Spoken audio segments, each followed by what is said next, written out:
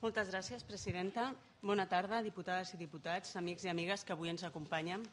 Volem agrair en primer lloc l'oportunitat que suposa per a nosaltres poder presentar en aquesta sala la campanya Invertim en futur, ni un pas enrere. Entenem, i així li vam manifestar a la presidenta d'aquesta comissió, senyora Carme Capdevila, que ens era especialment important fer una compareixença en aquest fòrum. Tenen a la seva disposició un document on trobaran desenvolupats més àmpliament els punts fonamentals de la nostra declaració i que per raons òbvies de temps sintetitzarem a la nostra exposició. En primer lloc, volem destacar la naturalesa diversa dels signants del manifest i ho volem significar com a valor. Com vostès observaran, es tracta d'una llista constituïda per 24 organitzacions, 3 consells d'estudi i 10 professors a títol individual. La iniciativa es vehicula a través d'entitats associades a plataformes de segon i tercer nivell, federacions, col·legis professionals, agents socials i altres organitzacions, amb la participació de professors universitaris de disciplines relacionades amb el nostre àmbit. Així, podríem dir que no només no volem fer un pas enrere en la defensa dels drets, sinó que també donem un pas endavant en la cooperació i col·laboració de diversos actors socials. I és des d'aquesta posició que ubiquem la proposta. Els signants del manifest ens sentim impel·lits a transmetre un senyal d'alarma i ens hi sentim per compromís ètic, perquè és la nostra funció missional defensar els drets de les persones i perquè creiem que és un dels nostres valors considerar-nos agents de construcció col·lectiva. Ara bé, aquest sentiment s'acompanya alhora de racionalitat i són moltes les raons que ens porten a presentar aquest manifest, vertebrades al voltant de l'experiència i de la proximitat que tots els signants tenen amb les diverses i complexes situacions que viuen moltes persones a les nostres societats. Des d'aquesta ubicació ens allunyem de discursos de caire apocalíptic, sobretot perquè la nostra no és una posició dependent, sinó proactiva i propositiva. No esperem passivament que se'ns vinguin a resoldre les dificultats. Ens sentim corresponsables i és un exercici de responsabilitat el que avui estem fent. Els hem de dir que és ara justament quan necessitem més i millors polítiques socials. La nostra societat del benestar és el resultat d'un gran esforç i presenta encara febleses. És molta la tasca a fer i no podem assumir limitacions, reduccions de les competències, retard en el temps o manca de recursos sense posar en perill el nostre model.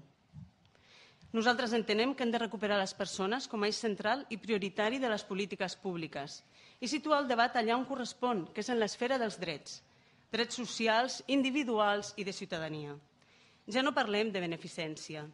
Al nostre parer, aquests drets reconeguts per tots són recollits en les diferents lleis que aquest Parlament ha promulgat. Malauradament, tenim un país que encara no ha assolit un nivell d'inversió a nivell europeu. Enfront al 32% del PIB a Europa, nosaltres estem en un 27%. I ja es parla de reduir aquesta inversió, hipotecant el demà de la ciutadania i generant situacions socials de major exclusió i pobresa, cada cop més difícils de superar. Tots els presents aquí sabem que la crisi ha agreujat la situació en un context que patia deficiències. Considerem que som creatius i eficients, però és també la nostra responsabilitat ser clars. No podem donar els mateixos serveis i no podem mantenir la qualitat amb menys recursos. Pot semblar una paradoxa, però a ningú no se li escapa que en moments de crisi són encara més necessàries les polítiques socials i no són només com a prevenció, ho són també per cohesió social. Com a aspecte positiu i línia de treball a desenvolupar, volem destacar l'evolució normativa dels darrers anys, perquè aquesta ha definit el context del nostre estat del benestar. Amb la democràcia comencen a aparèixer amb força els serveis socials i aquests s'estructuren amb un protagonisme fonamental dels municipis, que assumeixen la responsabilitat pública de cobrir les necessitats socials i respondre a les demandes existents. Com sabem, aquest procés té un punt d'inflexió amb l'Estatut d'Autonomia de 2006, on es reconeix que totes les persones tenen dret a viure amb dignitat, seguretat i autonomia, lliures d'explotació, maltractaments i de tota mena de discriminació, i tenen dret al lliure desenvolupament de llur personalitat i capacitat personal.